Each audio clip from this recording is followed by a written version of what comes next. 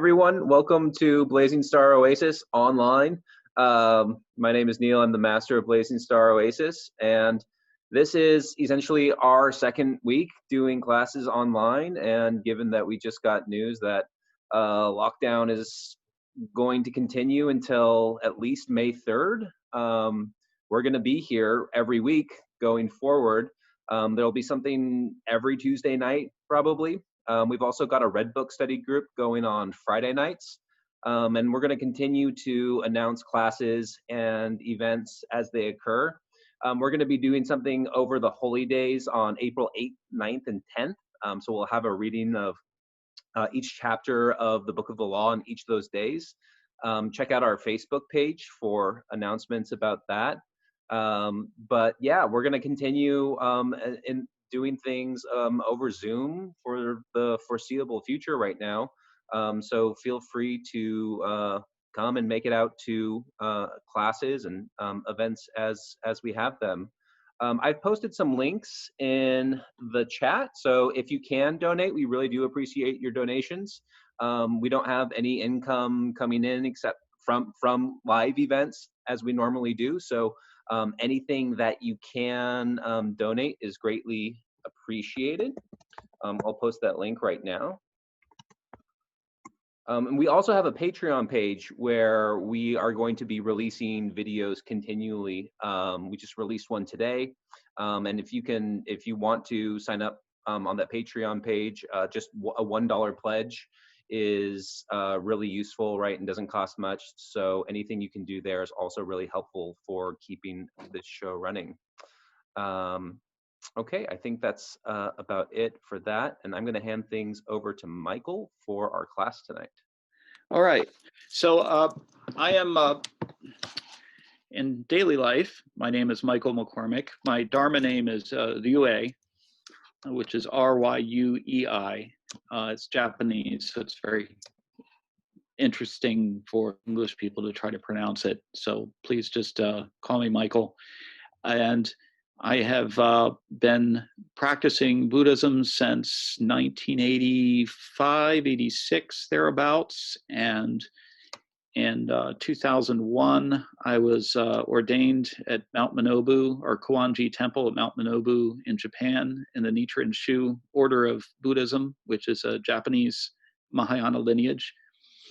And as of during all that time that I was practicing Buddhism, I had intermittent interest in Western magic and Hermeticism, and took that up again in earnest back in 2016.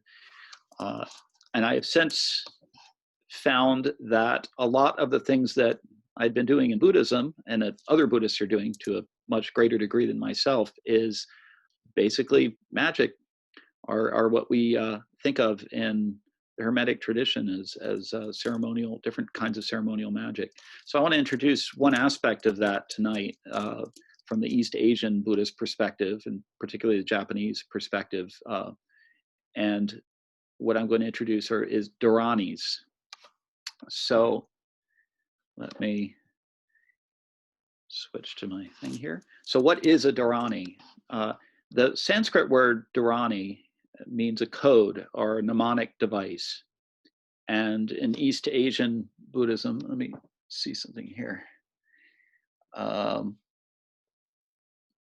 I'm having trouble reading my my thing. Okay, whoops. All right. So in East Asian Buddhism, the Sanskrit term dharani is transliterated as dharani, or it can be translated with ideograms that mean an encompassing hold or a total hold of something. And for those of you, maybe there's anyone out there who knows Chinese characters, you can see the characters there. Dharanis are also called mystic sacred spells, or in Japanese, himitsu jinju. And in esoteric Buddhism, dharanis are protective spells like mantras, but are generally longer. So there's a lot of discussion in academic literature about the difference between a dharani and a mantra. And it basically comes down to dharanis are longer, maybe. So let me share with you the dharanis and the Lotus Sutra that I would like to teach later tonight. And first of all, I need to minimize. There we go. All right. So I want to give you a little feel for what these sound like. Now, these are in the Lotus Sutra, which is the sutra that my tradition is focused on. There's 5 sets of dharanis that are in chapter 26 of the Lotus Sutra called dharani. There's another set of dharanis in chapter 28, but I'm going to focus on the ones in 26 tonight, which will be more than enough to keep us busy. And so here's what they sound like when done by Japanese Nichiren Shu priests who are really good at it.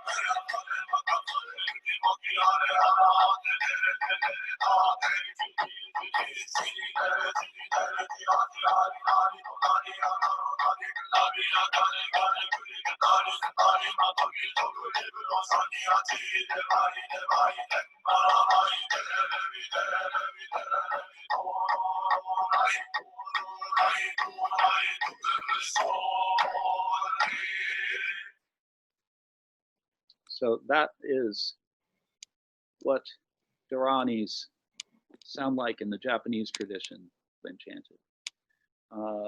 Let's see, I think I'll show you another way in which they're used. Go to my history. Oh, and I'll try to put the links in the chat in just a moment. The dharanis can be chanted, of course, by themselves.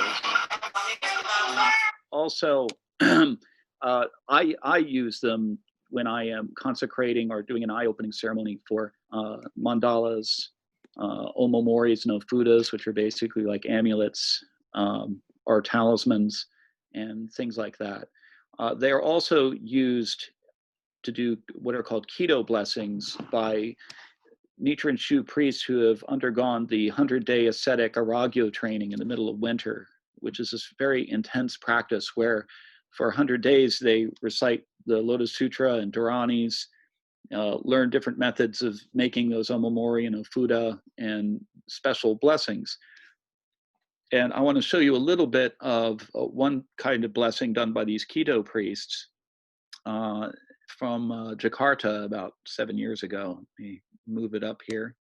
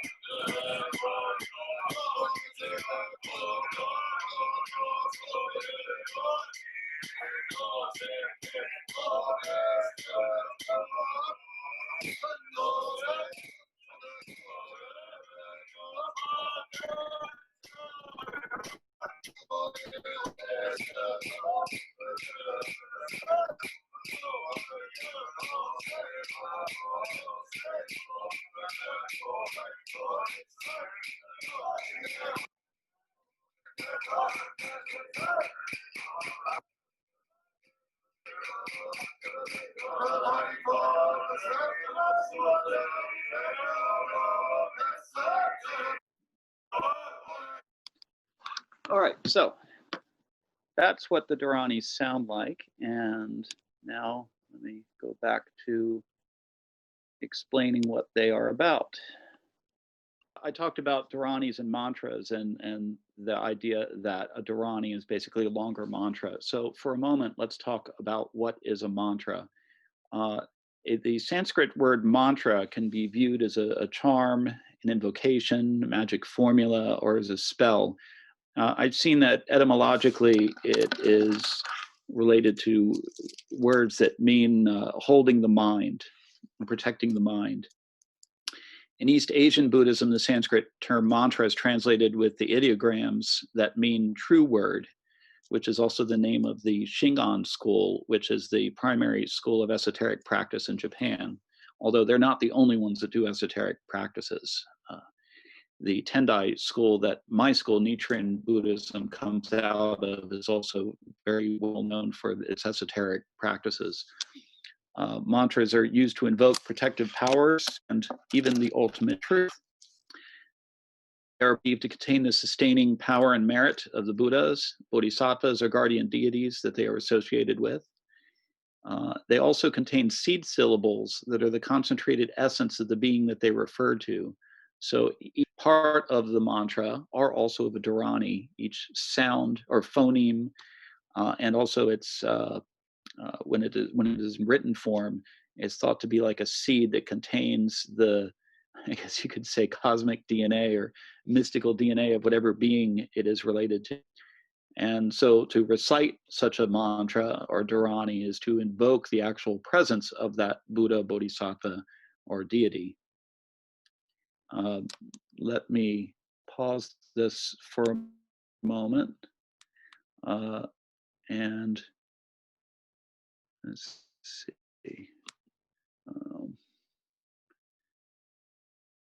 All right. So does anybody have any questions at this point? Yeah, I only had one question. Sure. So when you said it would call upon the deity, or is like a way of conjuring the deity? It's more like the presence of the deity is in that phoneme, is in that that mantra and the seed syllables that compose the mantra.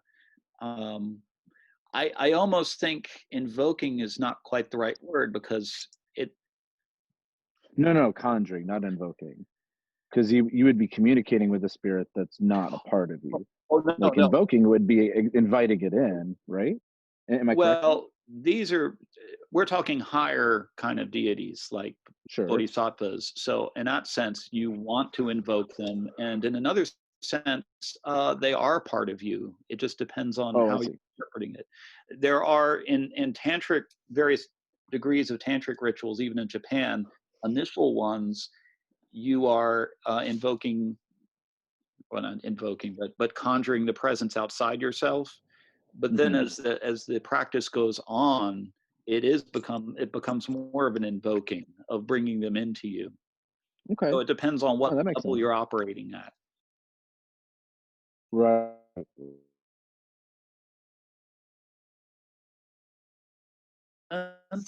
The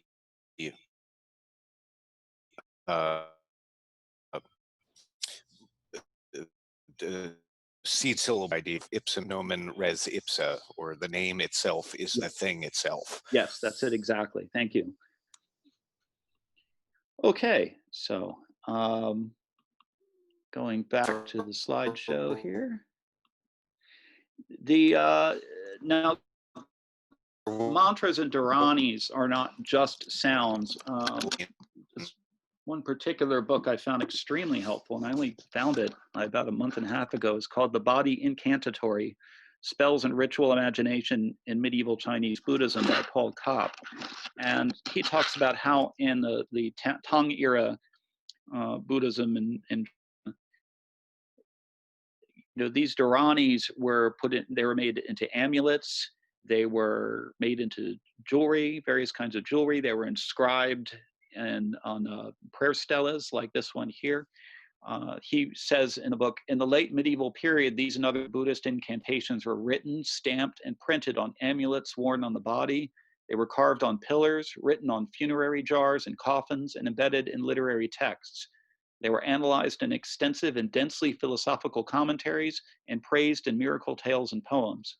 Stories about them or images from those stories were painted on cave shrine walls, and the spells themselves were personified if they weren't already part of the seed syllables for a deity, and then painted, sculpted, visualized, and contemplated. And he talks about the way in which these words and the reality that the words are expressive of were related in very concrete forms. He says, what is the ungraspable interfusion of mind and world, the inconceivable unity that is reconcilable difference, the mystic quiddity of things? The metaphor was also a material reality. The material reality was also a metaphor. The domains of thought and bodily practice were interwoven. The mind was in the body, in ornaments, clothing, and in those ornaments, were in the mind. So a lot of food for thought there, and especially as it relates to these kind of practices. Well, didn't mean to get out of that. There we go. So I'll talk about the dharani as an encompassing hold, which is how it's translated with the ideograms that the Japanese pronounce sodi.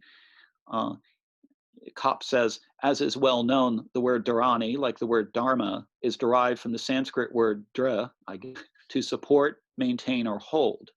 The derived term seems to have originally referred to the capacity to maintain one's hold of such things as scriptures and strengthening one's memory, of beneficial power and improving one's fate or karmic roots, or of one's self-composure, as well as the ability to increase one's grasp of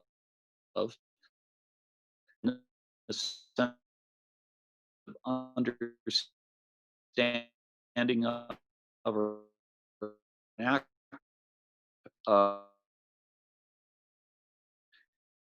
things ranging from Buddhist doctrines to contemplative objects to incantations. Some of the earliest extant use and manifests merely quote unquote spells, but that these had been mnemonic devices, and these did refer to the memorization of teachings, and that they were qualities of the bodhisattva's samadhi, or unification practice. So this helped me make a lot more sense. Passages in Lotus Sutra where it talked about all the dharanis that the bodhisattvas had. I was thinking that those passages meant they merely knew a lot of spells, but this puts a very different interpretation on that these are also qualities and not spells. But they are also spells. Let's see. And another book that I have, Source Elements of the Lotus Sutra, Buddhist Integration of Religion, Thought, and Culture by Keisho Tsukamoto. He says, dharani, translated into Chinese by a compound meaning having all, maintaining. It is connected etymologically with dharana, or concentration, one of the classes of yogic practice, a word considered by the Mahayana Sutras to be synonymous with samadhi, which is meditation or concentration. According to the Tachulon, that means the treatise on the Great Perfection of Wisdom, which is a very long commentary on the larger Perfection of Wisdom Sutra attributed to the concentrated practice in chanting the sutras is called the dharani of maintaining what has been heard, while concentration on doctrine is called the dharani of the ultimate. Here, dharani retains its original meaning of preserving the Buddha Dharma. So he goes on, we can conjecture that dharani, I'm probably mispronouncing this, by the way. I'm no expert in pronouncing Sanskrit, and it's probably dharani, meaning the mental concentration of dhyana was also used to express the highest wisdom, the Buddha wisdom, attained as a result of mental concentration. In Mahayana Buddhism, there's increasing emphasis that all misfortune may be averted by receiving and keeping the dharani. by reciting an incantation or by chanting, accepting, and copying sutras. The fact that dharanis, vidyas, and sutra recitation have been linked to a misfortune is because all of these are condensations of wisdom, that is the Buddha Dharma, and are the materialization of it.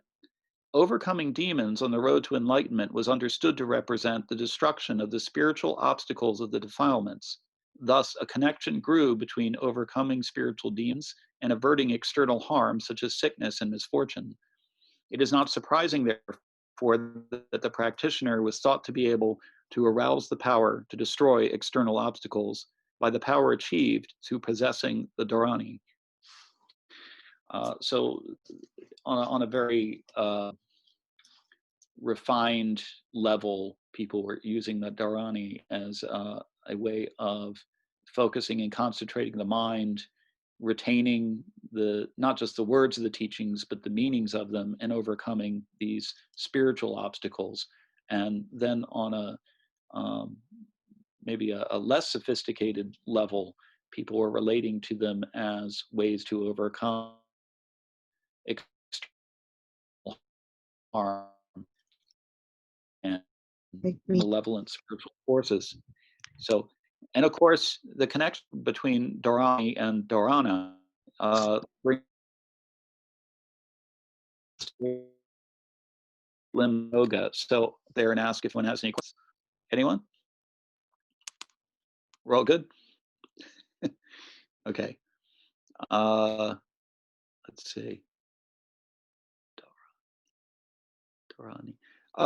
Let's see. Keith, could you unmute yourself and actually say that? I can mangle it a little bit. It's closer to dharani. Dharani. Dharani. And I'm still putting a little bit too much accent on that first syllable. Right. I'm much better at reading Sanskrit than saying it, except for the stuff that I've really memorized. Got it. Thank you. I will continue mangling it, but now I'll try to do that. Dharani. It's much more common among English language speakers to pronounce it exactly the way you've been pronouncing it all along. Right, right. And the Japanese way of pronouncing it would be that, dharani. Yeah. So there we go. Okay. Now let me talk about, go back to sharing. So let's talk about the 8 limbs of yoga. So in Crowley's Magic, book 4, or part 1 of book 4, he provides an overview, I think a very helpful, practical one, on the 8 limbs of yoga by Patanjali. And these 8 are asana, which is posture, which is the different forms of being able to sit still for long periods of time in a usually upright. We're not talking hatha yoga here, we're talking the Raja yoga or royal yoga. Or to sit still at all, ever.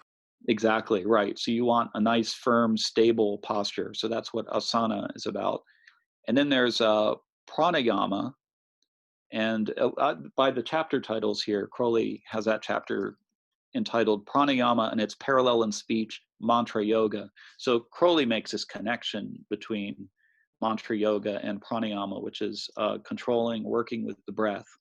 I'm sure he was not being innovative. This is probably according to his teachers in Burma and Sri Lanka. And then there's, actually, I have this in the wrong spot. Yama and Niyama. Wait, did he do that? No, I don't know why, but I have them in the wrong order. I apologize. It should be, oh no, that's correct. That's the way he has it. Asana, pranayama is parallel in speech, Mantrayoga, yama, niyama, which are moral qualities or things that you should refrain from doing, like killing other people and stealing. And then niyama, which are things that you should do, different observances that one can do throughout the day. For instance, like I suppose Libra Resh might fit in here. And then pratyahara, introspection. That's where you withdraw your attention from the outside world to the inner world, or to your thoughts and feelings, and then end to the subject of meditation, which whatever that might be, a mantra, dharani, a object such as a, say like a blue circle or a yellow square. And then there's dharana, which is the control or gathering of one's thought to a single point. And here is the word that's related to dharani. And then dhyana, which is an unbroken flow of concentration. And then finally samadhi, which Crowley interprets as union with God in a way that is probably etymologically suspect. But in any case, samadhi does mean a unification. And here's some of the things that he says about mantra practice in part 1 of book 4, that the ultimate idea of meditation being to still the mind, it may be considered a useful preliminary to still consciousness of all the functions of the body. And so he will endeavor to make the breathing very slow and very regular. The best way to time breathing, once some little skill has been acquired, with a watch to bear witness, is by the use of a mantra. The mantra acts on the thoughts very much as pranayama does upon the breath. The thought is bound down to a recurring cycle, and any intruding thoughts are thrown off by the mantra, just as pieces of putty would be from a flywheel. And the swifter the wheel, the more difficult it will be for anything to stick. And he says any sentence may be used as a mantra, and possibly the Hindus are correct in thinking that there's a particular sentence best suited to any particular man. Sorry for the the assumed masculine gender there, and he was writing this early 20th century. So, 7 and I'm sorry. 7 Go ahead. and 8. Is that? So sorry, real quick. Yeah. Go back and write it down real quick. Oh, you want to go back? Oh, okay. Just a second.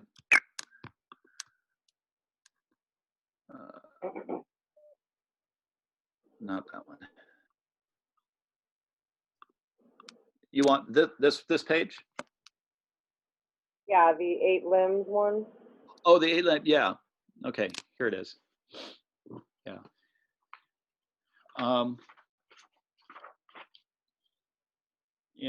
In part 1 of book 4, he has yama and niyama as a single chapter. And actually, usually, I think yama and niyama are often spoken of as first, because that has to do with the way you live your life. And then it gets into asana, which is the more formal practice. And then pranayama and on from there. But this is the order he has it in part 1. Okay, is that good? You got it? Okay. Any other questions or comments? No? Okay, then I'm going to move into the Crowley's comments on dharana. So he says, oh, I got to, let's see, whoops, wait a minute. I'm seeing all these faces that are right on top of my text. I'll just read it out of text. 27. So now that we have learned to observe the mind so that we know how it works to some extent and have begun to understand the element of control, we may try the result of gathering together all the powers of the mind and attempting to focus them on a single point. Which of course can be at least as far as I'm concerned, the mantra or the dharani itself can be that single point that you are focusing on. And in fact, earlier in the chapter on pranayama and dharani, mantras rather, he says, I didn't write it down, but pretty good. He says, you have not even begun to master a mantra until it continues unbroken through sleep. This is much easier than it sounds. Yes. Anyway, back to the dharana chapter. He says, we know that it is fairly easy for the ordinary educated mind to think without much distraction on a subject in which it is much interested. We have the popular phrase, revolving a thing in the mind. And as long as the subject is sufficiently complex, as long as thoughts pass away, there is no great difficulty. But you will come, and then he says, of course, this is the difficulty of holding one's mind to this single point, and that the more you try to do it, the more you find how difficult it is to do. He says you might, though, reach a point where, as he says further on, you will completely forget who you are, and what you are doing. A similar phenomena sometimes happens when one is half awake in the morning and one cannot think what town one is living in. The similarity of these two things is rather significant.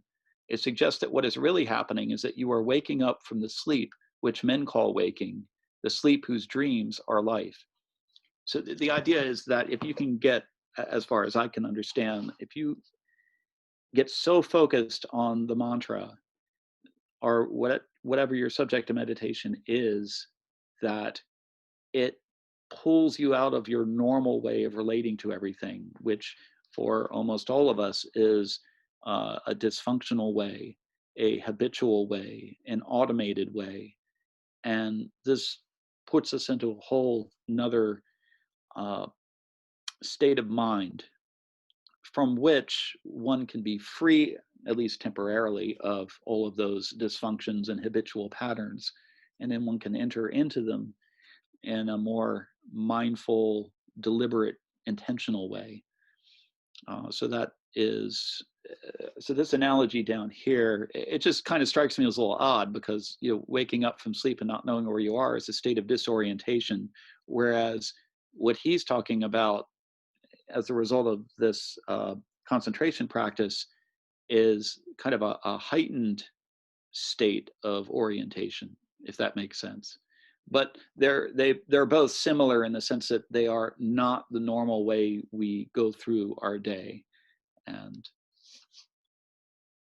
so that is the link there. Now I want to skip ahead to part 3 of book 4 of Magic, and where Crowley talks about the barbarous words of invocation. And here, again, it has a lot to do with the dharanis. So in the Kopp book, the Buddha Body Incantatory, Paul Kopp says, in its most common form, a dharani incantation is a string of ungrammatical Indian, I think that says words. Once again, I have all these, my view of this is a little blocked. Let's see. If you hover over the block of faces, you should get a minimize option. Yeah, the trouble is I don't have a cursor when I'm into this full screen. Oh. Yeah. Let me do something about that. Speaker view. Screen again. Okay, there, that works. Okay, in its most common form, a dharani incantation is a string of often ungrammatical Indic words, at times interspersed with syllables lacking any discursive content at all in any language, whose spoken tones were said in works of exegesis to epitomize doctrines or states of being. And in footnote to that, he says, dharanis are traditionally said to be variations of Sanskrit words, as are the originals of the Buddhist scriptural texts translated into Chinese. Yet one commonly encounters statements in Indian texts asserting that the spells are incomprehensible, the language of the barbarians. There's some speculation in other parts of his book and in other books I read that the dharanis may be incantations that were from hybrid forms of Sanskrit or even from various languages at the time in Central Asia. So you have this kind of polyglot situation. And then there were also words that just had the power of their sound that were added in as well. So you could kind of translate dharanis, and we'll see an example of that as we go on. But yeah, they are very much not normal spoken Sanskrit. And in part 3 of book 4, Crowley says, it is found by experience, confirming the statements of Zoroaster, that the most potent conjurations are those in an ancient and perhaps forgotten language, or even those couched in a corrupt and possibly always meaningless jargon. And further on he says, so dharani fits the bill there perfectly. And that's from the chapter, let's see, part 3 of book 4, the chapter called On the Barbarous Words of Invocation. Where is that? 188. Yes.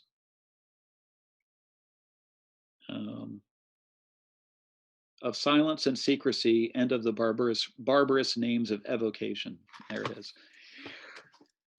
And further on, he says about these barbarous words, however this may be, it works. Even the beginner finds that things happen when he uses it. And this is an advantage or a disadvantage shared by no other type of language. The rest needs skill. This needs prudence. So I like that little warning there. Crowley also says in relation to dharani, the ideal mantra should be rhythmical, one might even say musical. There should be sufficient emphasis on some syllable to assist the faculty of attention. The best mantras are medium length, so far as the beginner is concerned. If the mantra is too long, one is apt to forget it, unless one practices it for a great length of time. Now, that would be very true of the dharanis. On the other hand, mantras of a single syllable, such as Om, are rather jerky. The rhythmical idea is lost. I would point out that Om is often part of other mantras. So for instance, if you were to take the Sanskrit title of the Lotus Sutra and add namas to it, which means devotion or praise to, a Sanskrit scholar once told me it would be good to add Om to the beginning of it. So it would go like this. Om Namasa Dharma Pandarika Sutra, Om Namasa Dharma Pandarika Sutra, Om Namasa Dharma Pandarika Sutra, like that. It is therefore not quite certain in what the efficacy of conjurations really lies. The peculiar mental excitement required may even be aroused by the perception of the absurdity of the process and the persistence in it, as when once Frater Perdurabo, that's a reference to himself, at the end of his magical resources, recited from Greenland's icy mountains and obtained his result.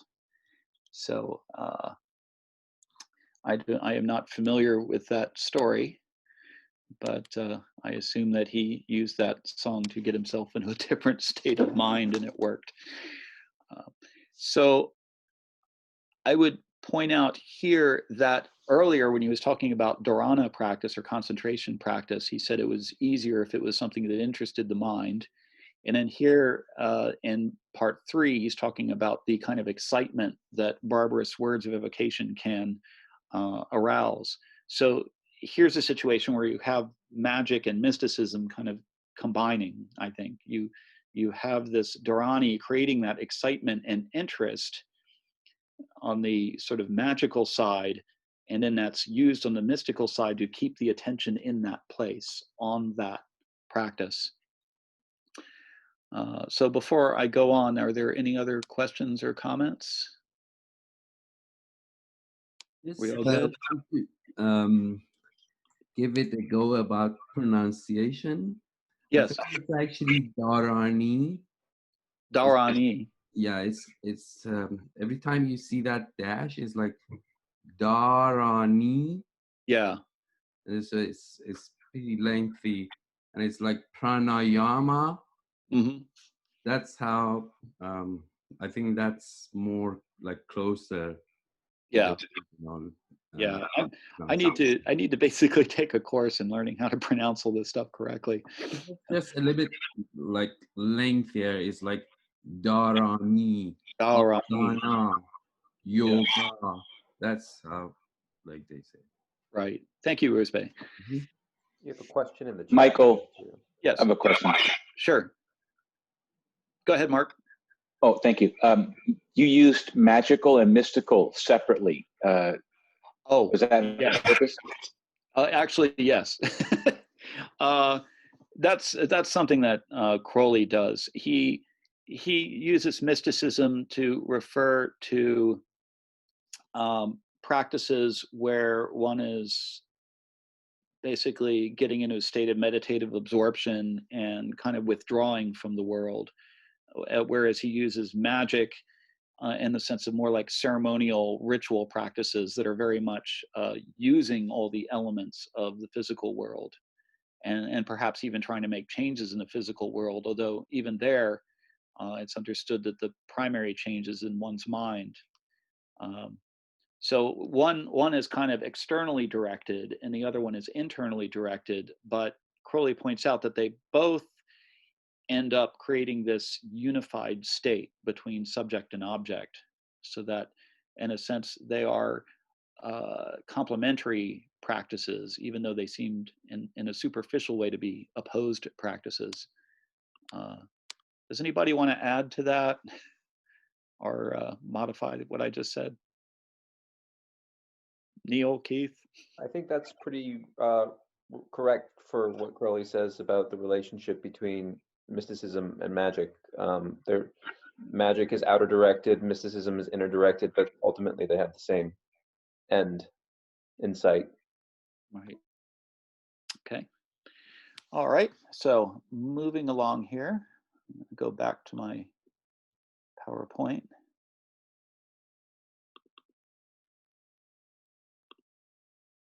Okay. So one other thing I wanted to throw in here from the Cop book that I found really amazing was that a text called the Bodhisattva Bhumi, or the stages of the Bodhisattva practice, has a discussion of dharani, where it breaks it into 4 different kinds or approaches. And the first is called the Dharma dharani, or in my rendition, I'm quoting from Kopp here, so that's Kopp's rendition, grasp of the teachings. So this is to have a sense of to be able to remember the words and at least the literal meaning. But then the second is called Artha dharani, which is grasp of the meaning. So one gets the spirit, not just the letter of a particular discourse or teaching. And he says, Paul Kopp, respectively, these 2 terms indicate the capacity to grasp and keep in mind the letter and the meaning of the teachings. And then the third form is called mantra dharani, or grasp of mantra or spells. The precise meaning of this dharani is the least agreed upon. Its basic sense is a grasp of, that is, a knack for employing certain runs of syllables in various ways. I would speculate that through when one gets the point of many Buddhist teachings about the constructed, provisional, empty nature of reality, one sees that reality is a lot more fluid than one had thought. And I think that this leads into an ability to use things that other people might see in a more vulgar form as an ability to control external reality. They're able to kind of tap into that and use mantras and dharanis in ways that are very skillful. And I'm using that in the sense of the Buddhist upaya, kaushalya, or skillful means of helping other people, of conveying these truths to other people in ways that will be helpful and meaningful to them at their levels. This is my thought about what this third level might be. But as Paul Kopp and others say, it's not really certain what they meant by this. And then the final sort of dharani is called kashanti dharani, or the grasp by which one attains the patient acceptance of a bodhisattva. And a little more on that. It is possible that these 4 are to be taken as stages of accomplishment, moving in the direction of a progressively more refined grasp of Buddhist teachings, beginning with simply remembering their letter, and then finally in the 4th stage of dharani, attaining the patient acceptance of the fact that the phenomenal world is empty of any stable, abiding essences, a state of being understood in the Buddhist tradition to result from a very high level of spiritual maturity. This last form, the dharani, in which one attains the patient acceptance of a bodhisattva, consists, as Bravig explains, in pondering a mantra until one understands its meaning, namely that it is without meaning, and accordingly understands all dharmas as being beyond expression. Attaining this understanding, the bodhisattva is able to abide without fear amid the unarisen phenomenal world. This is one of the loftiest states of spiritual attainment in Buddhism. So I'll pause there for a second. I think what is happening here is that the dharani, or the mantra, it becomes the focus of meditation. It becomes the quote unquote object that one has samadhi with. And when one gets to the bottom of that phenomena, that dharani or mantra, one sees the true nature of all phenomena. And it is, now you could do that with anything, like an apple, or the words Coca-Cola, as a Korean Zen master once said. But the thing is that dharanis and mantras are especially suggestive in their meaning, and especially they invite one into this kind of understanding, whereas other phenomena are more opaque. So that's just my thought on that subject. Does anybody have anything they would like to add or ask about?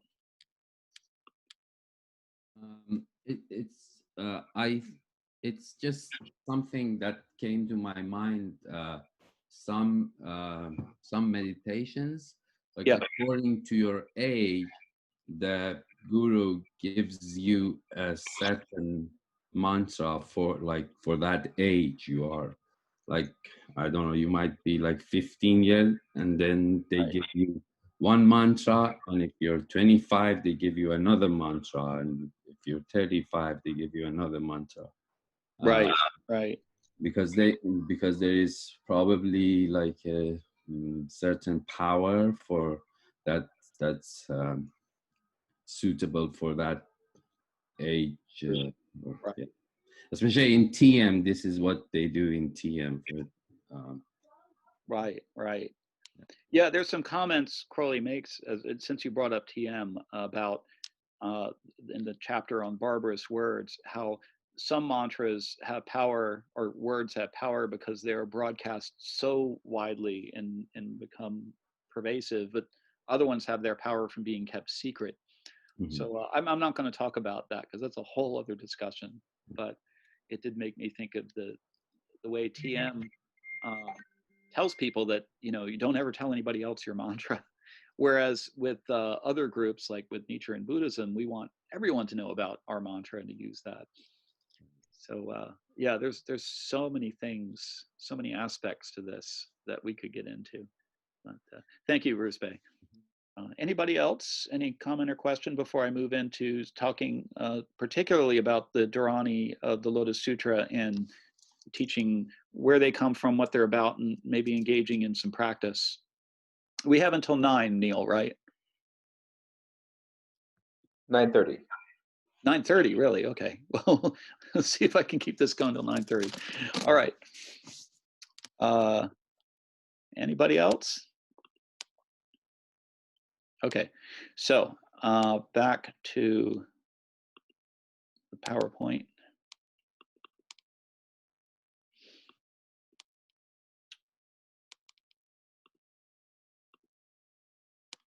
So now I want to switch gears, and instead of talking about dharani in general, I want to talk specifically about the dharanis from the Lotus Sutra and go through them with everyone.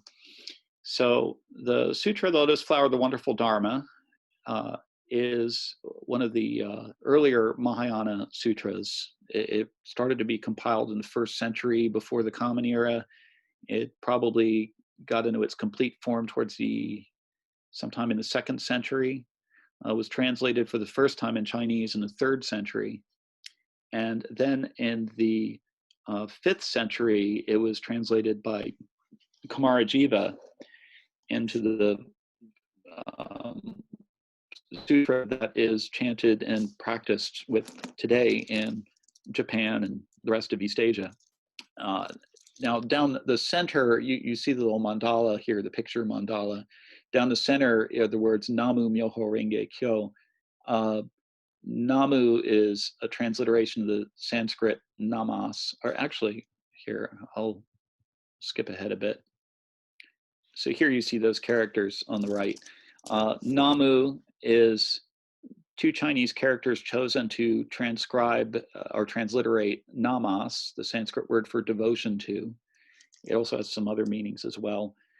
The next 2 characters, Myoho, this is the way the Japanese pronounce those characters, by the way. Myoho are the Chinese characters chosen to translate Sadharma, or wonderful Dharma. It could also be translated as true Dharma, subtle Dharma, mystic Dharma. Dharma, that character there that's right by Ho on the picture, it also literally in Chinese means law. So as in the norm or the reality or the way things are supposed to be. And that word, so sometimes Myoho is translated as mystic law, but I really don't like that. Dharma, by the way, has a lot of interesting meanings. It can mean the truth or the reality or the teaching of the Buddha, in which case in English it is often capitalized, or it can mean phenomena, a little bit or piece of reality that makes up our experience, and a supposedly indivisible one, though, as Mahayana Buddhism points out, even those are ultimately empty of any self-nature and relational. So Myoho can mean the wonderful Dharma, as in the teaching of the Buddha, or it can mean the wondrous Dharmas, as in the subtle, ineffable nature of all the little of the realities that make up our life. The next 2 characters are Renge, which is Pandarika, the Sanskrit word for lotus flower, and then Kyo, that last one, which the classical, that's the one in the picture is kind of a calligraphic form of the classical form, which you see there. And then I showed that today it's been simplified as that other character there at the bottom. So that's, Kyo is a translation of the word, Sanskrit word sutra, or thread of discourse. The Sanskrit words related to our word suture, or thread, but in this case it means the thread of the discourse of the Buddha. So now in chapter 26 of the Lotus Sutra, you have, as I mentioned before, 5 sets of dharani, excuse me, which are given to protect the teachers of the Dharma, those who protect and uphold the Lotus Sutra. So I want to introduce you to these 5 sets and to the people who are bestowing them. So the first one is Medicine King, Bodhisattva. The picture on the right is probably actually Kuan Yin or Avalokiteshvara, but it's really hard to find any pictures of Vaishajiraja. But Vaishajiraja is often depicted holding a vase with medicine and a willow branch. So this will have to do. So this Bodhisattva represents the healing power of the Buddha, and he and his brother Medicine Superior figure prominently throughout the Lotus Sutra. So in chapter 26, he says to Shakyamuni, thereupon Medicine King Bodhisattva said to the Buddha, world-honored one, now I will give dharani spells to the expounder of the Dharma in order to protect him. And the next person to do so is Brave and Giving Bodhisattva, or Pradhana Shura. So he's a bodhisattva who appears among the 80,000 bodhisattvas present in the former assembly on Mount Sacred Eagle in the first introductory chapter of the Lotus Sutra. Basically, there's 3 assemblies that the Lotus Sutra covers. The first assembly is kind of on the ground at a place called Mount Sacred Eagle, or Eagle Peak. The middle assembly is in the air. There's what's called the assembly in space. And in the last one, everybody returns to the ground, and that's called the Latter Assembly on Mount Sacred Eagle. So this Bodhisattva was there throughout the whole thing, and that's all we know about him. Thereupon, brave and giving Bodhisattva said to the Buddha, world-honored one, I will also utter dharani in order to protect the person who reads, recites, and keeps the Sutra of the Lotus Flower of the Wonderful Dharma. If he keeps these dharanis, this teacher of the Dharma will not have his weak points taken advantage of by any yaksha, rakshasa, putana, kritya, kubanda, or hungry spirit. So there's that. And then we have dharanis given by 2 out of the 4 lokapalas, are the protectors of the 4 corners of the world. And the first one is Vaishravana, whose name means hearing everything. In Japan, he's called Bishamonten.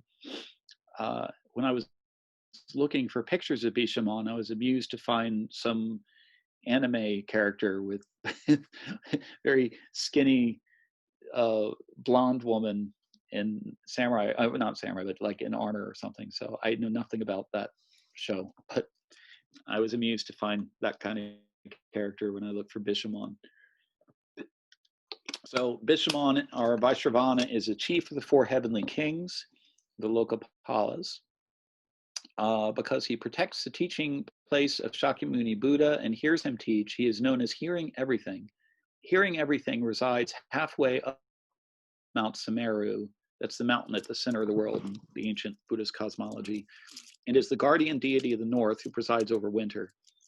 And he says, thereupon, hearing everything, heavenly king, the protector of the world, said to the Buddha, world-honored one, I also will utter dharanis in order to protect this teacher of the Dharma out of my compassion towards all living beings.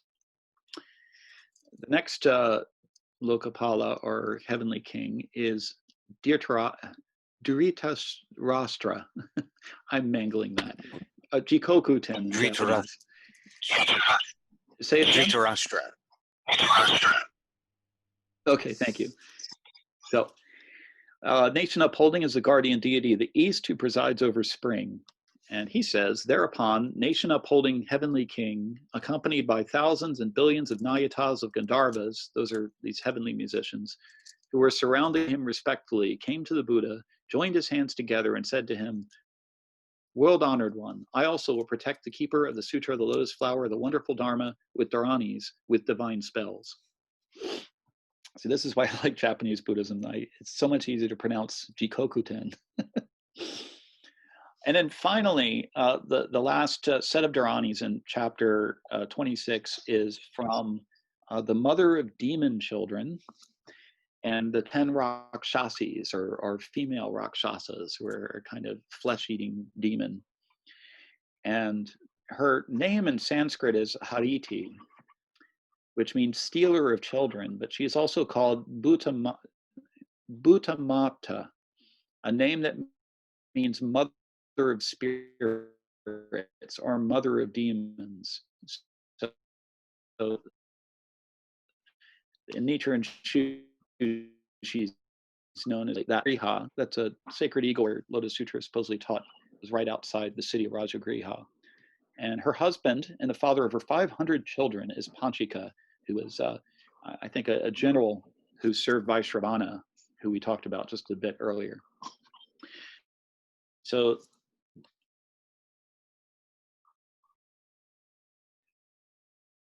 there's a whole story about her and how she goes from being this malevolent demon who's eating everybody's children to becoming a protector of the Dharma and converts to Buddhism and basically becomes a vegetarian and eats pomegranate, which she is offered. And there's a whole class of like pox demonesses in India who are connected with the goddess figure. So there's a lot of significance. I could do a whole class just on Hariti, actually, and maybe someday I will. But it would be a little off topic for today. In any case, she and the 10 rakshasis and their attendants came to the Buddha together with the mother of demons and her children in attendance. They said to the Buddha simultaneously, world-honored one, we also will protect the person who reads, recites, and keeps the Sutra of the Lotus Flower, the wonderful Dharma, so that he may have no trouble. No one shall take advantage of the weak points of this teacher of the Dharma. So these are very fierce goddesses who you basically want on your side. So their incantations are considered particularly powerful. Now, all of these 5 said that these dharanis will protect those who uphold the Dharma, and particularly the Lotus Sutra. So how do you do that? Throughout the Lotus Sutra, there are 5 practices of a teacher of the Dharma. So these are to keep and uphold the Lotus Sutra, to read it, to recite it, which means to recite from memory, to expound it, explain its meaning to others, and then finally to copy it or promulgate it among other people. In Nichiren Shu, it is understood that the first of these 5, keeping and upholding, contains the others. So that the way we do that is by chanting Namu Myoho Renge Kyo, which is what I explained earlier. By chanting that, one is keeping the sutra, one is thereby becoming a teacher of the Dharma, and thereby one is able to receive these dharanis and receive their protection. In another way, you could see the dharanis as being kind of a outflowing or unfolding of the power of Namu Myoho Renge Kyo itself, the power of keeping, reading, reciting, expounding, and copying the Lotus Sutra. And then, so we're back to this. So let me stop there for a moment and see, does anybody have any questions or comments at this point? No? I just thought it was kind of weird that she went from stealing children to eating pomegranates. That symbolism was really weird. Yeah, okay. Well, since we have till 9:30, I'll tell you the whole story. So the idea was that for, let's see, actually, I'll just read it out of here. This is a little book I wrote and had published through a temple I was assisting down in San Jose. It's called Lotus World, Illustrated Guide to the Gohonzon, which was that pictorial image, but in Nichiren Buddhism, typically we enshrine something like this, which is a calligraphic mandala of the Lotus Sutra. And in fact, on the sides, you see 2 Sanskrit seed syllables, which don't have anything to do with the talk I'm giving today. So that'll be another time maybe. Anyway, Haditi, let's see. Excuse me. Is that book available online? Yeah, at the Nichiren Buddhist International Center. Nichiren _shu.org. I'll see if I can, they have it in their bookstore there. Oh, perfect. I'll see if I can link it in a little bit. Awesome. Michael, if they go to our Haditi, website, the NichirenBayArea.org, and then go to the bookstore, the link is there. Oh, great. Are you, do you have access to the chat? Yes. Mark? Oh, then go ahead and link it to the, just throw it into the chat there. Okay. Thanks. Okay. Mark is my disciple, by the way. That's Yugan is his Dharma name. So thank you, Mark. Okay.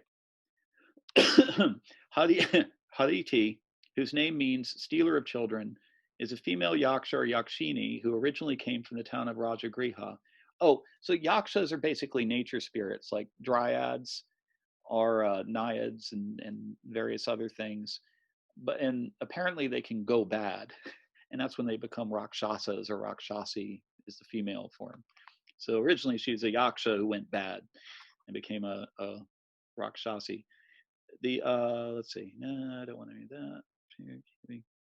Yeah, the fiercer yakshas eventually came to be called rakshasas. They are numbered among the hungry ghosts.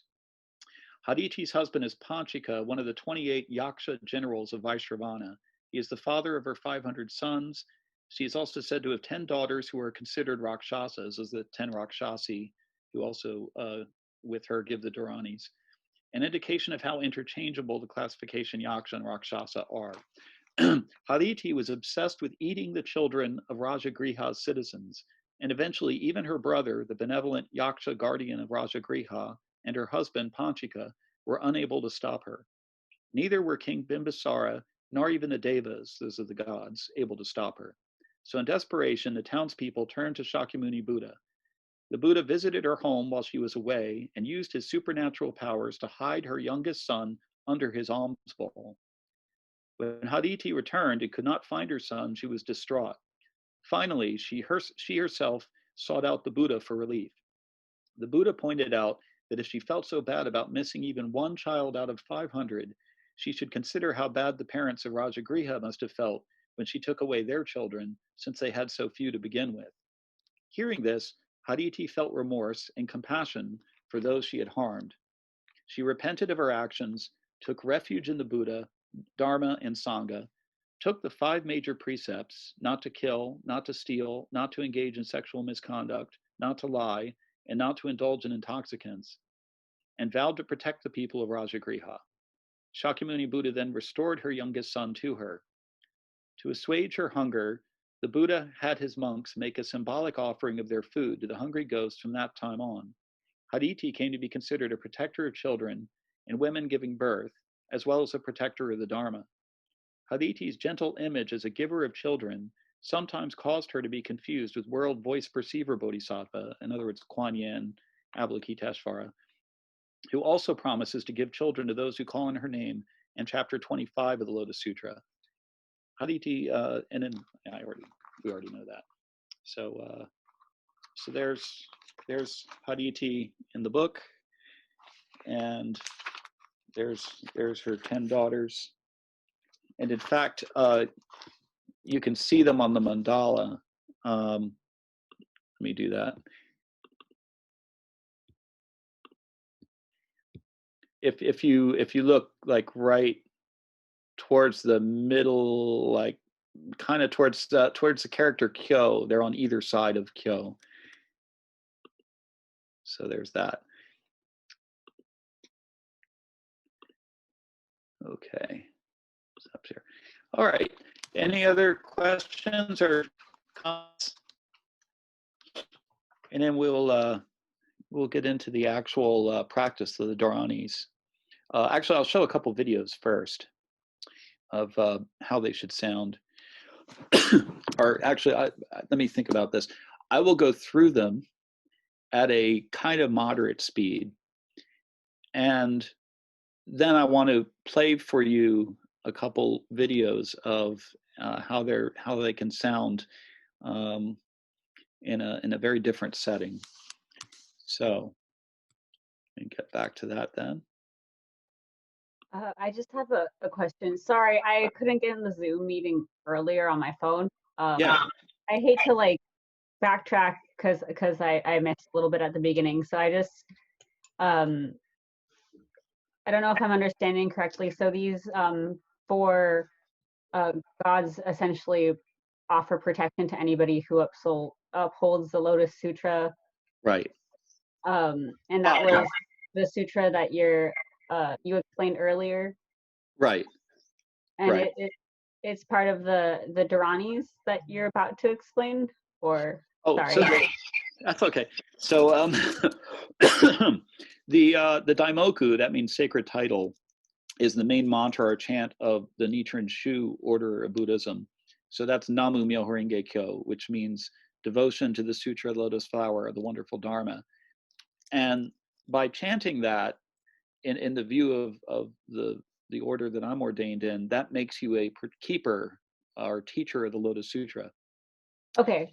When you become a teacher of Lotus Sutra, these 5 beings in chapter 26 say that they will protect you, and they're giving these spells for your protection. Okay, cool. Just want to make sure I understood correctly. Exactly. Thank you. Right. I'm actually going to lead us in chanting the daimoku for just a little bit. And then I'll mention something else that Crowley said about chanting mantras in connection with that. And that will make us all qualified to receive the protection of the dharanis, which we will then do. But first, yeah, actually, no, I'll do that first. So any other question or comment? And then I'll get, okay. So in part 1 of book 4, again, I'll go back to this mantra chapter.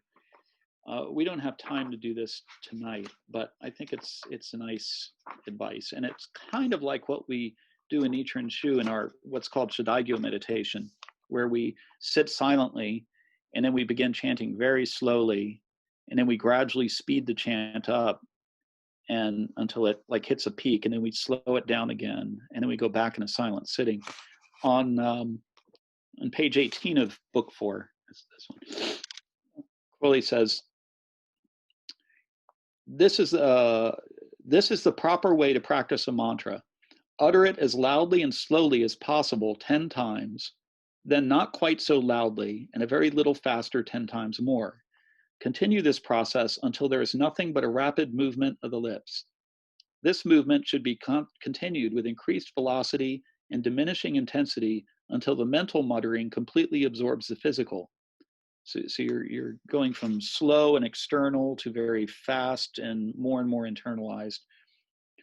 The student is by this time absolutely still, with the mantra racing in his brain. He should, however, continue to speed it up until he reaches his limit, at which he should continue for as long as possible, and then cease the practice by reversing the process above described. So that would probably take a very long time to do. And it is kind of like what we do in our Shidaigyo practice, which we are doing Wednesday nights here in Oakland. Anyway, so I am going to lead us in the very slow chanting of the Daimoku, and 10 times. And like I said, that will then qualify us to, according to the wording of the text, to receive the protection of the dharanis from the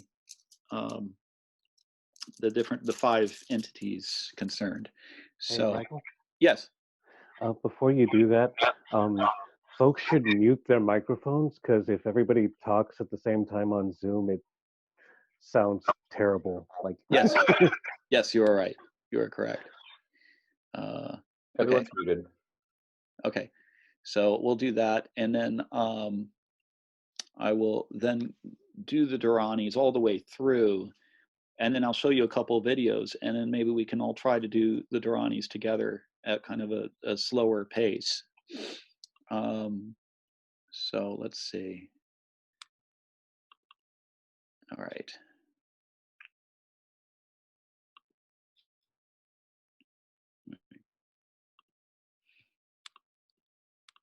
All right. So first we'll do the Daimoku.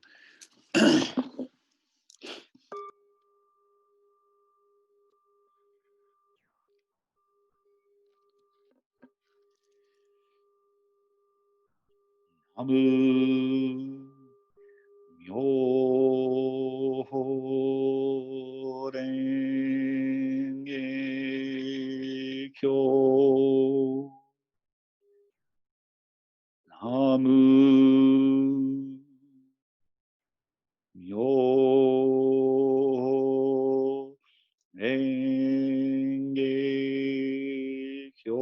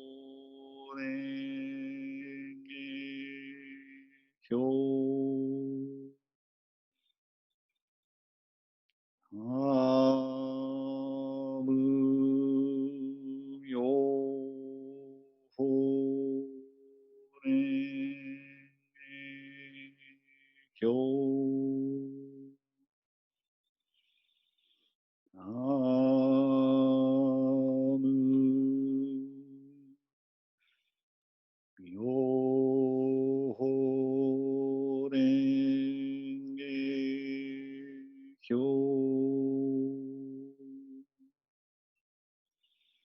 Namu Myoho Renge Kyo.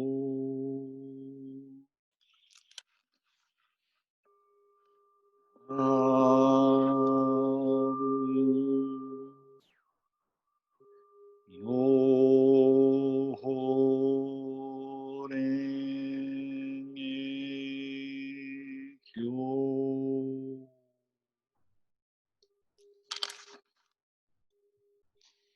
Ani mani mani mamane shire shari te shamya shabi tai sente mokute mokutabi shabi ai shabi sobi shabi shai ashai agni sente shabi dharani ado kyaba shaha shabi shani nebi te abentada nebi te atanda hare shudayokude mukude arade harade shugya shia samma sambi bodha pikiri jitte dharamahari site sogyane kushane basha basha sutai mantara mantashayata urota kyoshada shada shayataya bado amanyanataya Zade maka zade yuki moki ade ada hate ne de ta hate nichi ni ichi ni chi chi ni ne de chi ni ne de chi ha chi adi nadi to nadi anaro nabi kunabi akyane kyane kudi kendari sendari matogi joguri budo shani achi Debbie, ni Debbie, Debbie, Debbie, Debbie, Debbie, Debbie, Debbie, Debbie, roke, take, toku, mushobo, ni. Okay, so that was the sound of the dharani done relatively slowly. And now I would like to share. Oh, I guess another thing I would like to say there about that. Wait a minute. Okay.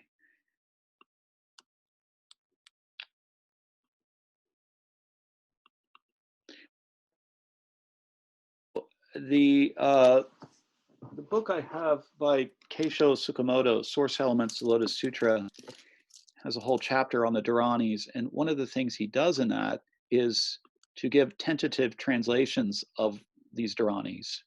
So, and he notes that they're all, what does he say, singular vocatives to a goddess, but it's not really sure who this goddess is. But in any case, you can see in this one, for instance, the first ones that start off here, Ani, Mani, Mane, Mamane means, oh, she who is exceptional, oh, she who is known, oh, she who has thought consciousness, she who does not have thought consciousness. And then it continues like that. Oh, she who is of the remote past, oh, she who practices and learns. I'm not going to go through all of these right now, but that's why I have them in parentheses there, so you can see the at least tentative meaning. And he gives a few others there, so I just chose the ones I thought would work best for this. Another thing I should say about these is it is basically one beat per syllable, except when you get to something like, where is it? There, Guinea. So that's two Chinese characters there, Gi and Ni, but they're pronounced together. Guinea, Sen, Te, Sha, Bi, Dara, Ni, like that. And then there's some others, like Daru Ma, Ha, Di, Shi, Te. So Daru is one Chinese character. Daru Ma, Ha, Di, Shi, Te, I believe. Let me check that in my book here, which you can't see because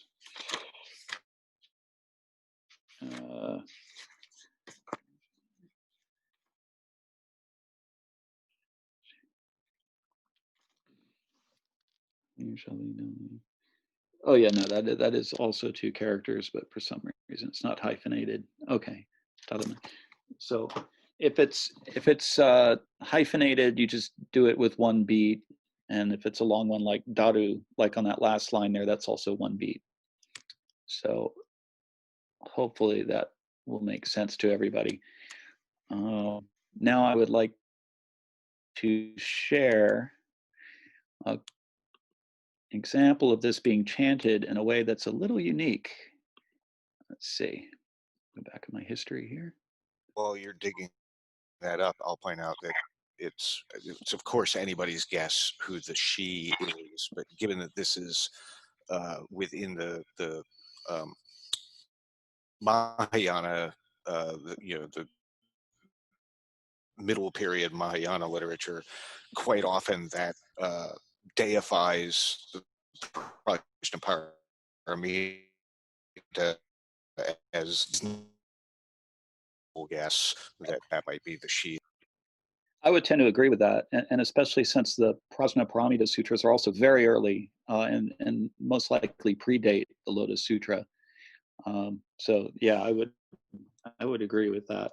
Although some of these invocations are also seem to have that fierce nature of Hariti and like Kali and Durga, the imagery. So yeah, that's Prajnaparamita usually isn't presented in that kind of fierce a way. So I wonder if there's some connection here to these kind of pox goddesses who are converted to become protectors. Yeah, and there's quite often, at least in the Tibetan tantric tradition, there's quite a lot of the dakinis, which are also like fierce blood drinking, all that kind of thing, are taken to be wrathful emanations of Prajnaparamita as well. So this is very early. So this is curious that this kind of thing appears, they had to get it from somewhere. Yeah. Thank you for that. So here is another example of dharani being chanted in a way that's very unique. I'll let this play for a bit.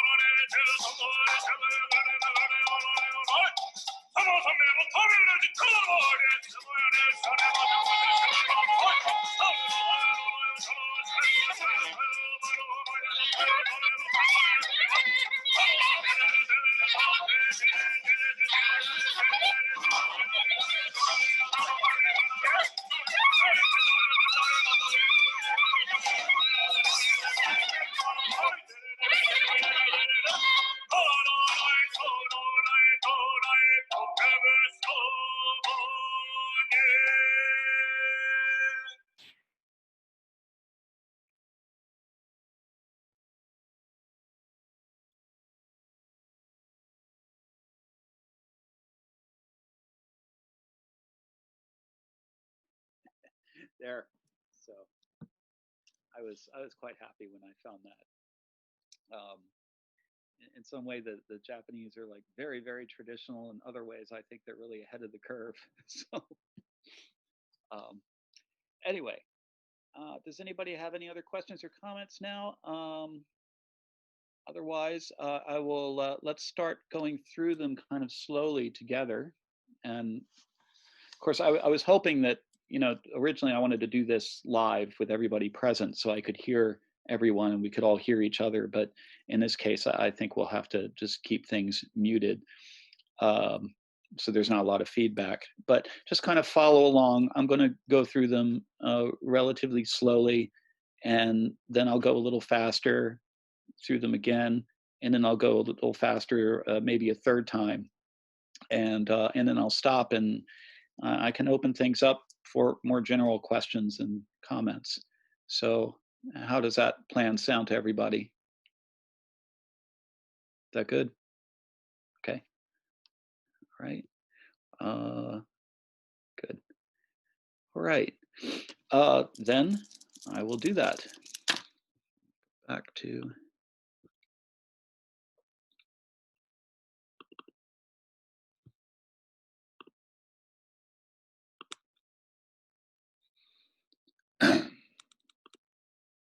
Oh, I think I want to point out something here.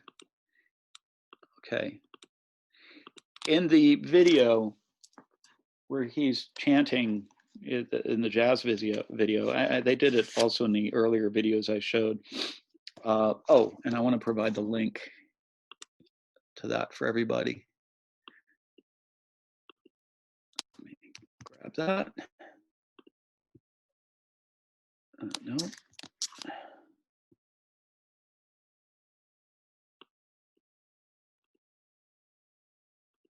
Okay, and where can I get the chat back? All right.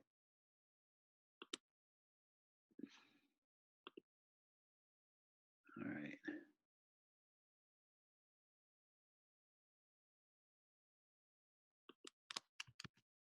Okay, there's the link to that video. All right. Now, he chanted this last part a little differently. We're not going to do this, but it's something that the people have received the instructions on how to do keto blessings, if they've gone through Ragyu practice, do. At that very last part that goes, Idebi, Idebi, Nidebi, Adebi, they do something a little different. They go Ide den bada bai, de debi, told, I, tokumusho bo nin. And this is the reason they do this is because of a Nichiren priest called Nishin the pot wearer, who was tortured by the by the shogunate because he refused to stop chanting Namu Myoho Renge Kyo. I forget why they were trying to get him to stop, but he kept chanting it until they put a heated pot on his head, and then he kept chanting it even after that. And then it said that they cut his tongue out. So after that, when he chanted dharanis, it came out sounding in this funny like this. So out of reverence for him, they actually chant it that way. That instead of Idebi, Idebi, Nidebi, Debi, Debi, Debi, they go to Idebai, den bada bai, de debi, told, I, tokumusho bo nin. So that's a little different than what we see here in the standard reading of it. Okay, so moving back, we'll go through this maybe 3 times. So I'll do this slow. Okay.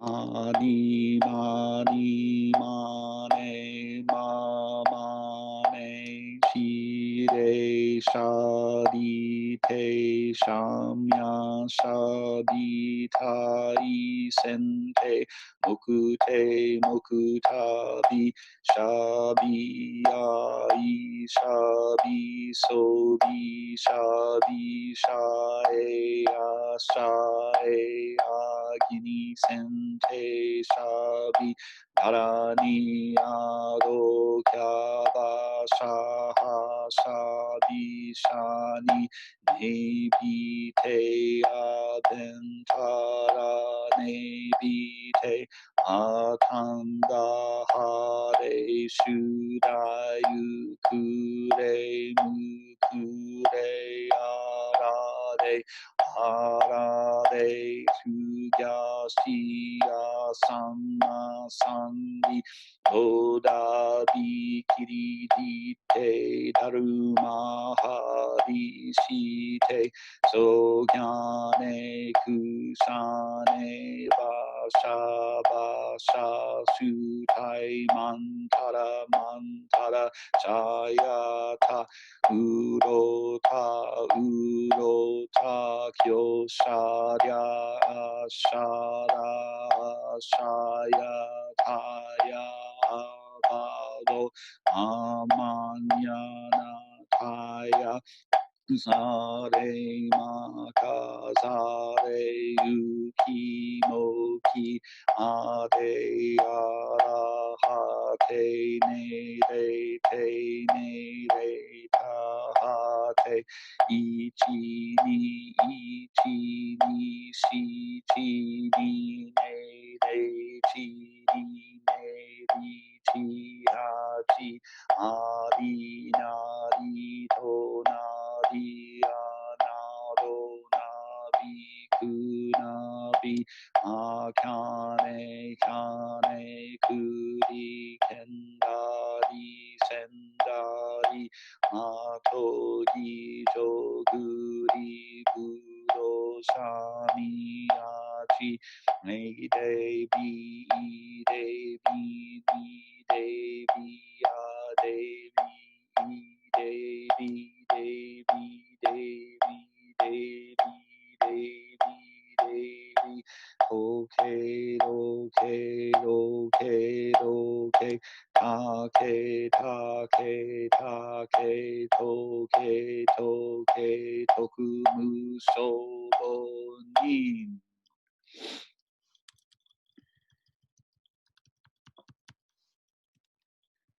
So,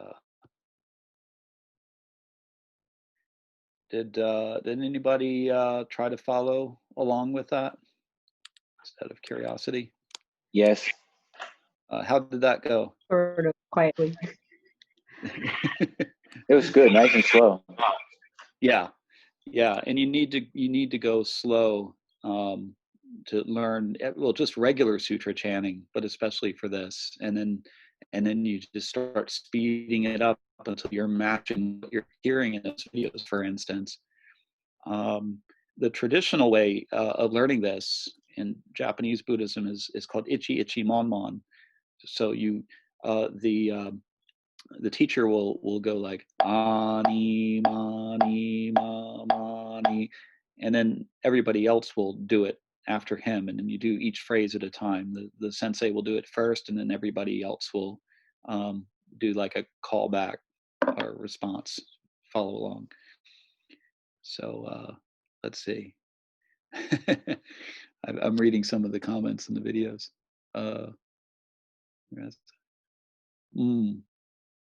Yeah. So let's try that again, maybe a little faster. I'm having an interesting experience trying to use the moksho, and this is the instrument I'm using that and trying to flip through on the computer at the same time. So Agni made me think of Agni, the Hindu fire god. Yeah, I think it might be a reference to that. So let me go through it a second time, maybe a little faster, and then I'll do it a third time really fast, maybe, and then we'll switch to questions and just open discussion. Okay. Ani mani mane ma mane shire shari te shamya shabi tai sente mokute mokutabi shabi ai shabi sobi shabi shae shae agni sente shabi dharani ado kya Ashabi shani ne bite abentada ne bite atanda ade suda yukure mukure arade harade yugashi asana sambi boda bikiri jitte daruma hadi shite sogyane kushane basha basha sudai mantara mantara shayata urota urota kyosharya shara shayataya nabado amanya Kaya zade makazade yuki moki ade arahate ne te tahate ichi ni shichi ni ne re chi ni ne ri chi hachi adi nadi do nadi anado nadi kunadi kyane kyane kuri kendari Sendari mato gito guri guro sani yachi devi devi devi devi devi devi devi devi devi devi okay okay okay okay take take take toke toke tokumu shobo ni. One more time. See if I can go a little faster and still flip through. Ani mani mane ma mane shire shari te shamya shabi tai sente mokute mokutabi shabi ai shabi sobi shabi shae ashae ageni sente shabi dharani yado kaba shaha shabi shani ne bite abentadani bite atanda hare suda yukure mukure arade harade suyashi Sanma Sandi Boda Bigirite Daramaha Vishite Sogyane Kushane Basha Basha Studai Mandada Mandada Sayata Udota Udota Kyoshadya Shada Shayataya Bado Amanya Nataya Zade Makazade Kimo Kiade Arahate Nele Te Nele Te Hate Ichini Ichini Shichini Nele Chini Nichi Hachi Ari Nadi Tu Nadi Anado Nadi Kunadi Kyane Kyane Kuri Kendali Sandali Mato Ito Kuri Budo Shani Ati Debi Debi Mi Debi A Debi Debi Debi Debi Debi Debi Debi Doke Doke Doke Doke Take Take Take Toke Toke Tokumu Shobo Nin.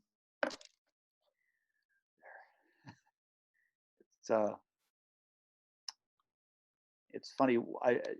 I learned a long time ago that when you memorize something at a certain speed, it's hard to do it when you're not doing it at that speed.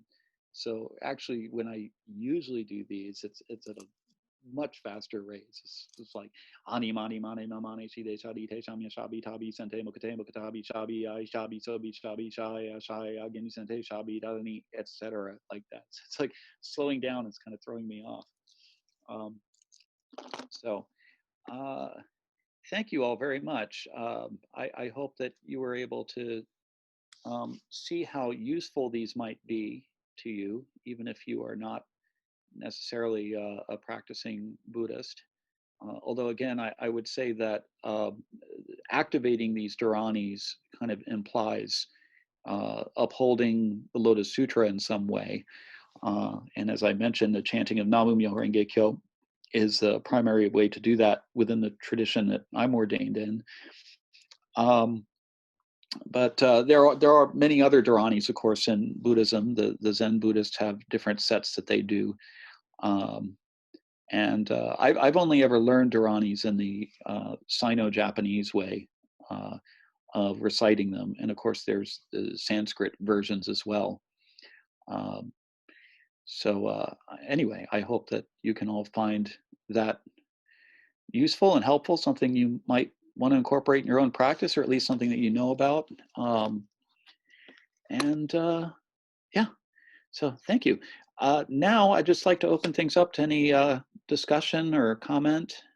We have about 15 minutes left, so I look forward to any other thoughts that any of you might have. Yeah, I was just going to say, this is really interesting because I bought book 4 probably like, I don't know, not too long ago, like less than a month ago. And is there a way to apply this to other deities outside of that system? These particular dharani? Yes. Well, no, they're kind of specific because that's why I read who each of the 5 were and right. their exact words of bestowing the dharani, so that I specifically saying this is for upholding Lotus Sutra. But as I said, there are other dharanis in the Buddhist tradition that might be a little more free flowing. And there's a lot more I could say about these dharanis too, as a matter of fact. So, yes. Any other questions or comments? Do we ever make a distinction between mantra and dharani, or did I miss that? Like, if there is a difference, like what would that difference be? All of the texts that I've read basically say that there's no hard and fast rule to divide them. And basically, I see Keith nodding his head. He's read some of the same ones. Kind of the thought is that the longer ones are dharanis and the smaller ones are mantra. But, you know, even, let me grab my copy of Lotus Sutra here. Even in these ones, see, we just chanted all the dharanis in chapter 26, like all together. But like the one that Vaishravana gives is very short. It's Ari Nari Tonari Anado Nabi Kunabi. That's it. You know, there's mantras that are longer than that. So yeah, it depends on who's talking about them as to how they're divided. Are they like, do they have long form ones and shorter forms of the same one? Kind of like the Gayatri in Hinduism has like a long form version, and then it has like just the short form that most people use. That's an interesting question, and I don't know. I'm not really sure. Definitely, each of those, when I was looking up each of those beings, the 2 Lokapalas and the 2 Bodhisattvas and also Kishimojin, each of them had a particular mantra for them that was fairly short. But, you know, that's a mantra tied in with them personally, whereas these are mantras that they're giving to the teacher of the Dharma. So that's not really a good example of what you are talking about, like an expansion or a contraction. I don't see why not, but I don't know of any such case. Yeah. Well, I'm just curious. So are these dharanis essentially like invocation or evocational sort of mantra spells for the energies of the deities, or is it for like purposes? Sorry, like I said, I arrived a little late, so Right. maybe I'm. What I was talking about before was that these mantras and dharanis are made of seed syllables that contain the essence or power of the beings that they're connected with. And depending on the type of esoteric ceremony you are doing, the deity, let's just say guardian deity, encompassing like gods, bodhisattvas, even Buddhas, can be envisioned as outside of oneself, you know, conjured, in other words, or in more advanced tantric practices, one starts to assimilate them into oneself. One sees one's essential unity with them. And more advanced tantras, which you know, I've never done. I think Keith might be able to speak more on this. I think there's a stage where you build it up and then you like break it back down again. You see that essential emptiness of the deity and of yourself. So there's different ways these dharanis can be practiced depending on the type of practice you're doing. Okay, so they are sort of evocations and invocations in a way, depending on like the advancedness. That's sort of interesting. Thank you. And also, I said earlier on that the way I use them is just chanting them as a way of mental focus and just feeling that energy and power without thinking about whether it's inside or outside. And also use them to charge ritual objects like mandalas and talismans and amulets, things like that, which are called omamori and ofuda in Japanese. By the way, if any of you watched that video that I posted way earlier, there's a link in the chat of the priest doing the keto blessing. You'll notice on the bottom left of the screen, there's like a little pile of papers, and those are all omomoris or amulets that are being charged and will be given out to the congregation after. So I had a comment. So, when you talk about, let's say you're meditating on a virtue and you sustain that virtue, let's say that you consecrate an item on that virtue, and then that talisman, regarding that, there's multiple possibilities in everyday life. Let's say that talisman, then, when you give it to someone, that talisman wards off evil, but in reality, it's sustaining that invocation of that virtue to kind of like, let's say it changes, it alters your micro decisions, and eventually it kind of protects you from misfortune. And that was just a thought. Mm-hmm. Yeah.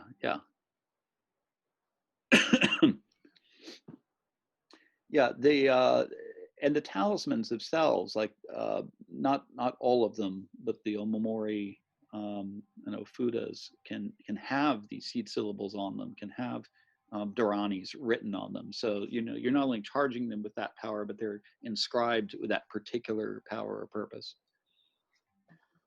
So you're talking about like just like a symbol, right? Like a sigil, like on these pieces of paper. Yeah, the dharanis, according to Paul Kopp's book, this one here, Sure. they are used as sigils. They are. Let's see. There's like, I don't know how well this will appear on this. Oh wait, that's a good one. Like this one here, or this one here, and even the very first slide that I used, my introductory slide has like, it's almost like a mandala composed of dharanis going around the Buddha. So yeah, they're very much used as sigils, both in their form as Chinese characters, which are transliterations in Sanskrit, and also in the Siddham Sanskrit script as well. They're inscribed in that form. And I haven't learned that kind of stuff yet. My focus in Buddhism has mainly been in the contemplative and doctrinal, and I haven't, as of yet, gotten too involved in the esoteric, though. Reverend Cederman up in Seattle has been telling me that he'd be happy to teach me more about that kind of thing. But essentially, we could use this to charge a sigil then, if you can use it to charge an amulet, right? Well, exactly. That's exactly it. Yeah.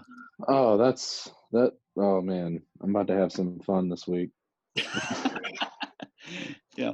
And actually, when I do that, usually it's I have like a flint and steel, so I'm like striking sparks towards the object as I'm chanting the dharanis, and it's a nice. Oh wow! I think there's also the idea that you can get, maybe you don't get blood from a stone, but you can get fire from a stone. So there's like this transformation of the elements going on there as well. Right. Oh, is this your book? Oh, I can't see. Oh, it's Goodreads. Which Oh, I had to click on it to see. Mantras, Sacred Words of Power. Is that one of yours?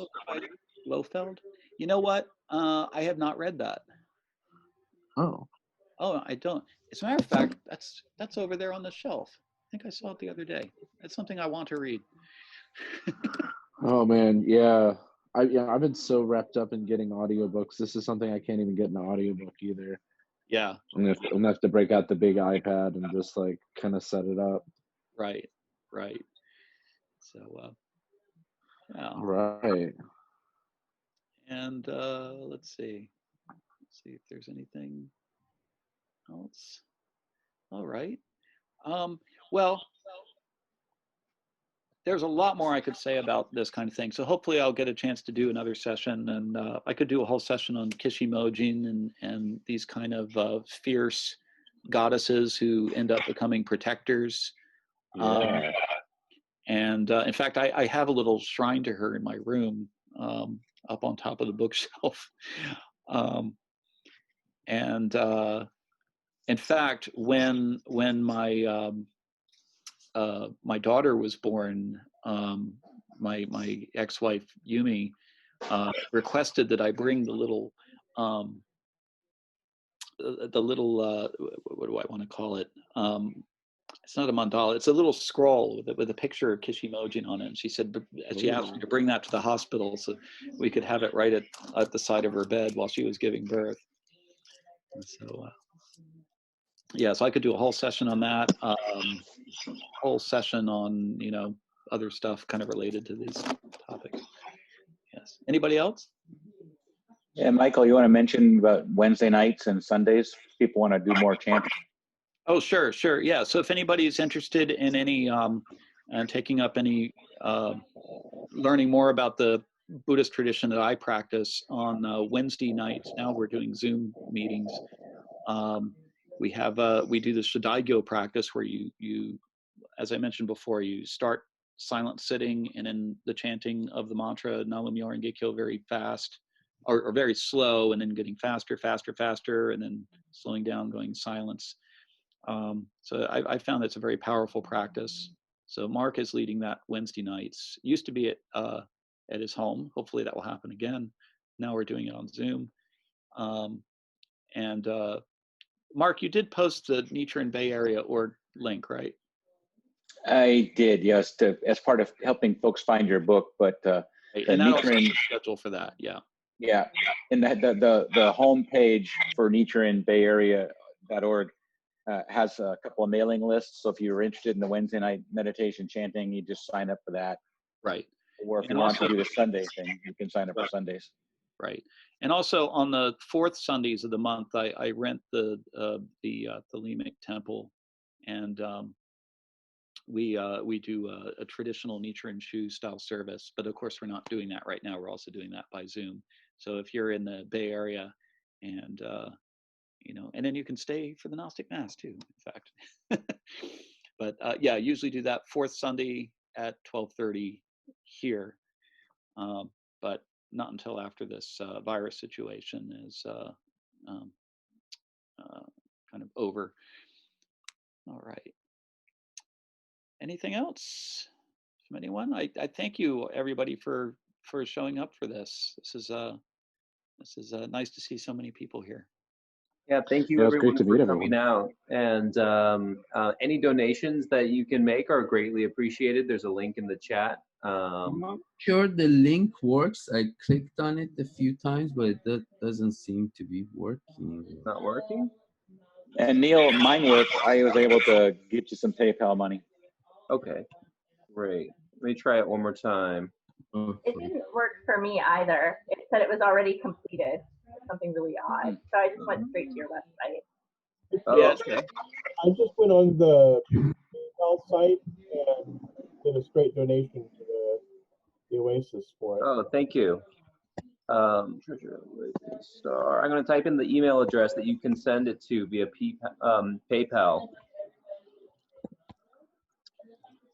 Oh, I just thought of one more thing. If any of you are doing Liber Resh, the kind of 4 times during the day where you greet the sun, that's a good time to do mantras and dharanis, you know, to follow that up with the practice. And if I remember Crowley's journals, that's what he would try to do. kind of do his dharani or mantra practice after Liber Resh. Put that out there. That's another good way of using this kind of method. Yeah, in ritual, like you said, you were involved in like ceremonial magic too, as well, right? Right. So, like, would you do this before or after you cast a circle in like a ceremonial ritual, like in the case of like protection? I have not mixed Western ceremonial magic with my Buddhist practices, except insofar as like I will use various banishing ceremonies and pranayama and middle pillar ritual and other things as kind of a way of preparing myself to do the chanting practice. But I don't let them bleed into each other exactly. I see. One sets me up for the other. Oh, so it'd be something you like more likely to do before that process starts. Right. But yeah, I mean, I could basically, I could see using dharanis, like I said, for before for charging things. But again, these particular dharanis are very tied in with Lotus Sutra practice, so I would have to think about that. Okay, yeah, I just like to see if like the different applications. Yeah. My cousin actually, there was a center in Las Vegas that I've been to, where we did the Narem. I can't memorize. Yeah, but I mean that's probably the most exposure I've had to that. Yeah. Was that at a traditional temple or was it more like a community center? It was like. It was definitely more like a community center. Okay, it's probably Soka Gakkai then. Yeah, they're not exactly. I can't remember. Yeah. Yeah, I don't remember exactly what it was called. I just know it's on Charleston Boulevard in Las Vegas. Okay, I know that Reverend Kanai, who is the son of the Bishop Kanai, he was formerly a bishop of the Nichiren Order of North America, has a temple in Las Vegas, and he's done the erotic training and can do the keto blessings, which are also called exorcisms. So he knows far more about this stuff than I do, actually. I'll have to talk to my cousin about that to put me in contact with him, because my cousin, I think he's pretty strong. I'm almost certain he's still a member over there. Yeah. Well, that would be a very different group than what I'm involved in. Okay. Yeah. I'm just always interested in knowing the different applications for a particular tool to. Yeah, exactly. Yeah. So, all right. Well, I see it's 9:31 now, so I guess we should wrap things up. Yes, sir. Thank you all very much. And I'll turn it over to Neil. Oh, thank you, Michael. Really appreciate it, and thank you everyone for coming out. Again, we've been doing a Red Book study group. We actually just started it last week. Carl Jung's Red Book. We're going to be covering that this Friday, and that's going to be an ongoing series. That's going to begin at 6 p.m. There's an event on the Blazing Star Facebook page, and a link to the Zoom meeting will be posted there just as it was this evening. So feel free to come and check that out. We're also going to have a talk next Tuesday on Gnosticism by Brother Colin, who's in here tonight. So that's going to be really cool as well. So all of that will be announced on our Facebook page. If you're a member, you'll get an email from me about that. And if you have any questions about anything we're doing during this time where we're all self-isolated and just at least being able to see each other's faces over Zoom, feel free to message us at our Facebook page or shoot us an email, and we'll get back to you quickly. And unless there's any questions about events at Blazing Star Oasis or how to make a donation or anything like that, thank you to Michael for leading this wonderful class. That's really cool. Yes, virtual hand claps. Thank you. Thank you. And yeah, I'm sure everybody has some material now that they can go start charging their sigils with, some dharanis. Yeah, so if there aren't any questions, then we can sign off here. Thanks, Michael. It was a great presentation. And just curious if anybody knows if anyone has tried to do a virtual mass. Yeah, there have been several. Well, actually, I might be wrong about that. I know of one which was done at Horizon O.T.O. They live streamed a mass like pretty shortly after we all went into lockdown. So that was Horizon O.T.O. I think somebody else had something in the works, but I haven't seen anything about that yet. And I don't know if when or if they're doing it again, but they're happening. So I just noticed that it's recording, right? So I'm wondering if the meetings, such as like the Gnostic Masses and the Red Book Study Group, if those will be posted anywhere, because like I have work kind of late. Yeah, excellent. So yeah, the Red Book study group sessions are being posted to our Patreon page, but you have to be a patron to have access to those. But it's really cheap to become a patron. You can become a patron for $1, and basically it just means you get charged $1 every time we release a video, which is like once a month.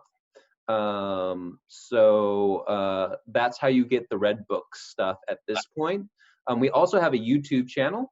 And you should all go over there and subscribe to our YouTube channel. I'm going to give you the link right now. Let's see.